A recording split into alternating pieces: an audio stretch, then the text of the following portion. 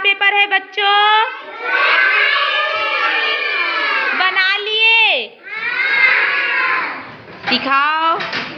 रिहांस का, और ये खोमेन का, ये जयस का, और ये भावेश का, ये हियान का, ये टिकेन का, और ये रहा डालिमा का, और ये चैतन्य का, ये शोभित का, और ये गट्टू का, ये युवराज का।